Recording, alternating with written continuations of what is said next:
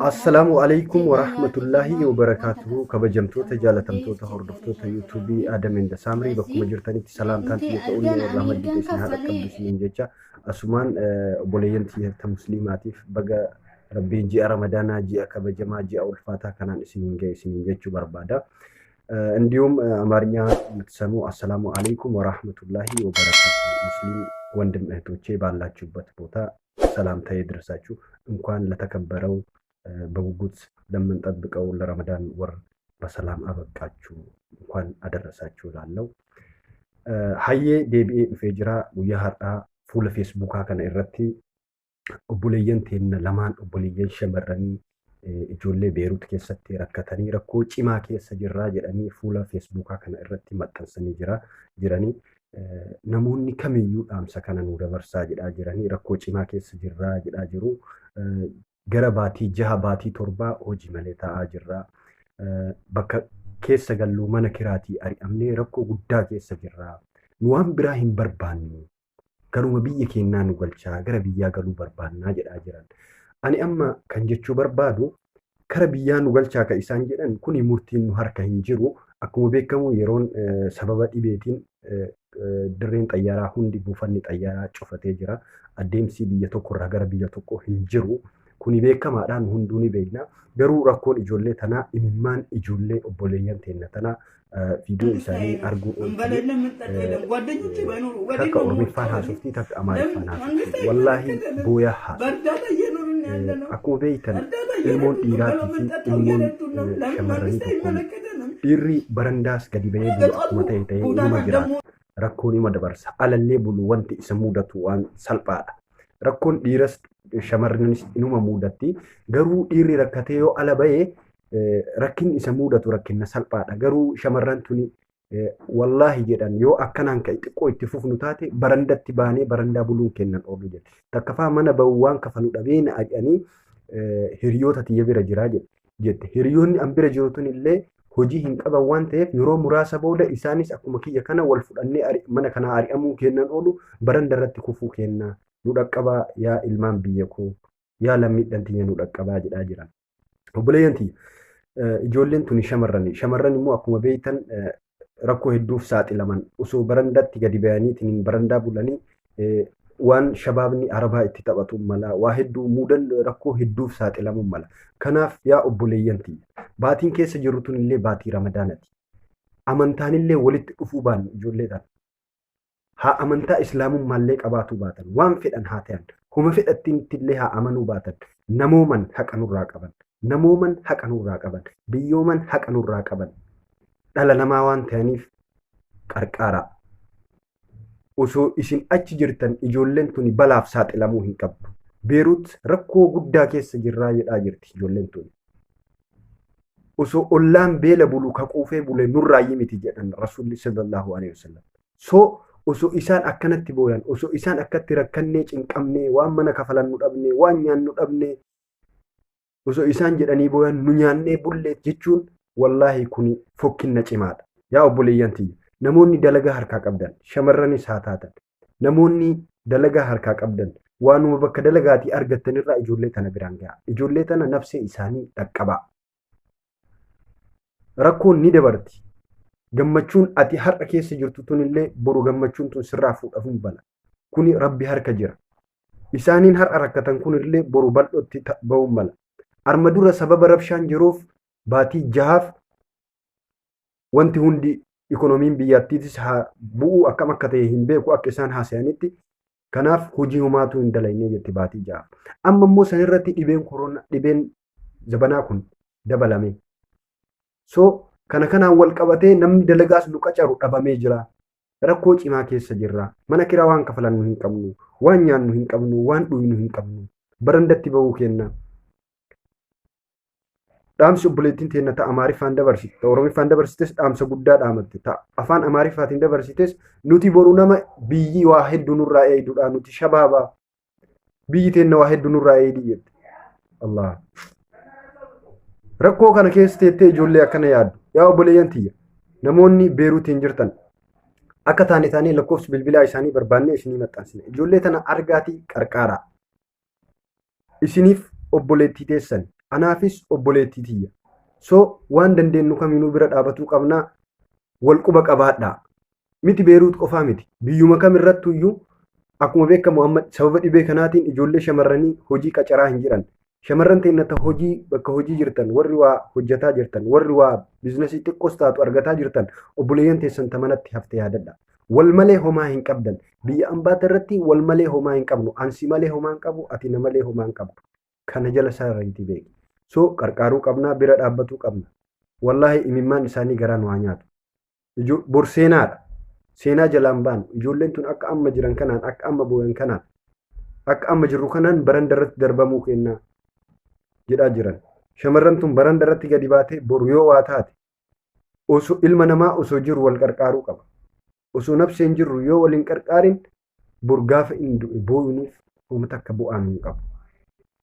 jabaannee ijoollee tana bira haa dhaabbannu keessaa'uu nama fagoo jirurra isinuma warra Beeruut keessa jirtanidha ijoollee tana qarqaaruu danda'u bira dhaabbadhaa ijoollee tana qarqaaraa isin malee homaan qaban nu dhaqqabaa isiniin jechaa jiran namni itti jabaatu malee fuula FB irratti fuula Facebookaa irratti ba'ee rakkoo ofii hin himatu miti nama hin beekne addunyaa guututti Facebook irratti uf gadi dhiisanii himatu miti hiriyyaan hiriyyaatti hin himatu haga rakkinni sun itti jabaatutti baatiin keessa jiru tunillee baatii keessatti rahmata walii goonu baatii keessatti wal qarqaaruu qabnu obboleeyyan tiyya chaansiin kana caale hin jiru warroota Beeruut jirtaniif baatii ramadaanaa kana keessa chaansiin kana caale isinii hin jiru ajiriin kana caale isinii hin jiru wanta fedhan haa ta'an isaan namoonni tokko gara biraa fudhatuun mala akkas ilaalin abbaan fedhe waan fedhetti haa amanu abbaan fedhe waan fedhe haa ta'u abbaan fedhe waan fedhe haa dubbatu afaan fedhe haa dubbatu namooman bira dhaabadhu namooman isa qarqaari ijoollee tana laalaa shamarran tana lamaan takka Oromoodha takka Amaara garuu lachuuyyuu biyyummaan walitti fiddee rakkoon walitti isaan fidde gaafa rakkoo walitti dheessanii mataa wal jalatti qabataa jiran wajji booyaa jiran rakkoon yoo dhuftu wajjuma nama boochifti akkuma ustaaz Raayyaan jedhe manzuumaa haarawaa irratti balaan yoo dhufu addaan nama hin filatuu jedhe walumatti dhufa argitanii miyaa obboleeyyanti nu malee homaa hin qaban ijoolleen tuni narra anaa biyya ambaa jirurra isin warra Beeruut itti aana warri Beeruut dhaqqaba ijoolleen dhiiraas ijoolleen shamarranis waanuma ufii afaanitti hin deematan irraa gimmaashas ta'u ijoollee tana biraan gaya ijoollee tana yeroodhaan dhaqqaba abdii qabna waan gaarii akka nu dhageessiftan bakka rakkooti irratti namni kennu walirraa nafu dhiifama yaa obboleeyyan tiyya wallaahi osoo nu akkatti nyaannee bullu jarri rakkatanii akkatti booyuun kun fokkinna cimaadha amma irra deebi'a yaa obboleeyyan tiyya islaamaa osoo ollaan isaa rakkatu namni quufee bule nurraa yimitii jedhan ergamaan rabbii sallallahu alaihi wasallam so osoo isin achi keessatti nyaattanii dhuydanii uffattanii mana kiraa kafalattanii jiraattan ijoolleen tun rakkoo kana keessa jiraatuun kun fokkinna kanaaf bira dhaabadhaa qarqaaraa imimmaan isaanii kun garaa isin haa nyaatu buleen tiyyetta dhiiraa jabaadhaa ijoollee tana qarqaaraa nuufii shamarran tokkoo miti shamarran rakkoo hin danda'an shamarran yoo ala gabbayaan waa hedduu isaan mudata barandatti yoo bayan waa hedduu isaan mudata ilmi dhiiraa garuu rakkoon hin mudatu jechuu kiyyaa miti rakkoon nu mudatuu fi rakkoon isaan mudatu garagara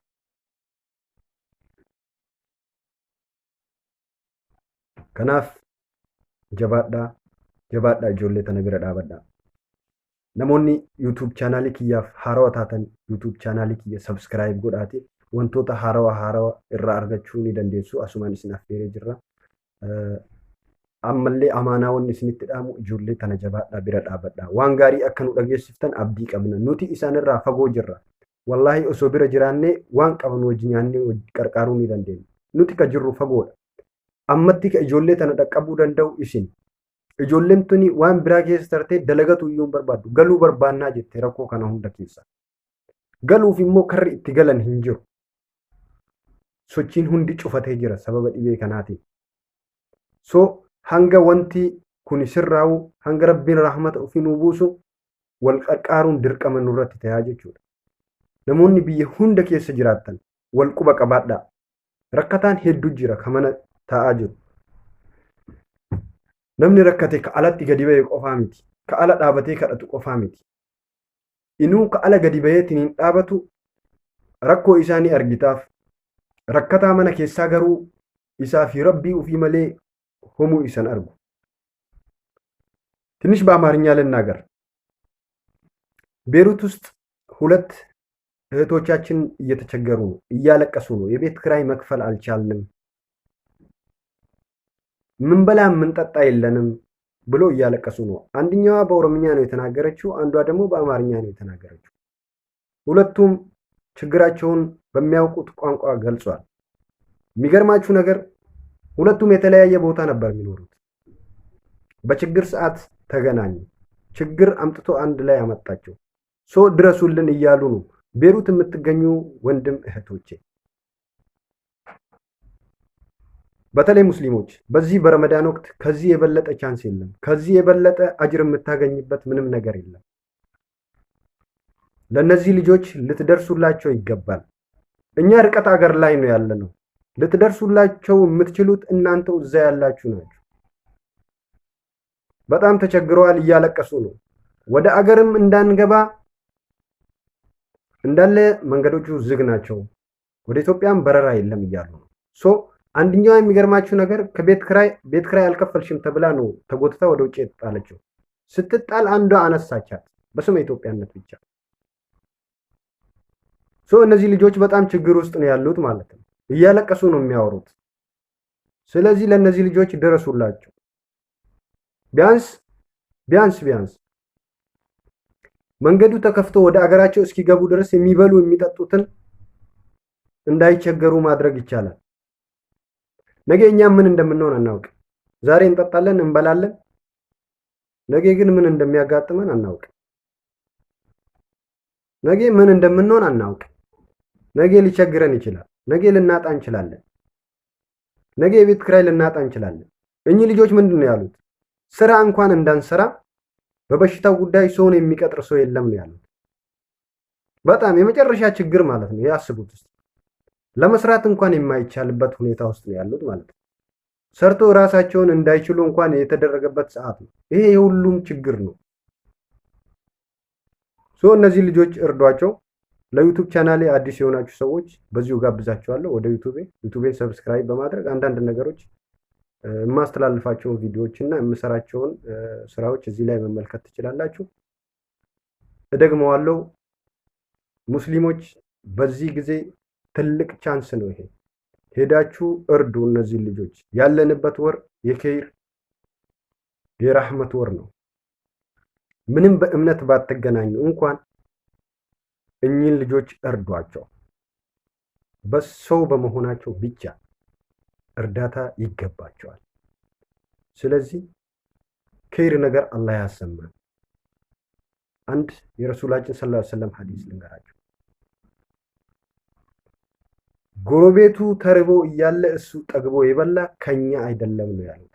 እኚህ ልጆች እርቦናል፣ ጠምቶናል፣ የቤት ክራይ አጥተናል ብሎ እያለቀሱ እናንተ እዛ ሀገር ውስጥ ያላችሁ ሰዎች ጠግባችሁ በልታችሁ ጠጥታችሁ ካደራችሁ እውነትም ከኛ አይደላችሁ የሚለው ሐዲስ እናንተ ላይ የሚሰራ ይሆናል ማለት ነው። ስለዚህ አማና ይሁንባችሁ። እነዚህ ልጆች እርዷቸው።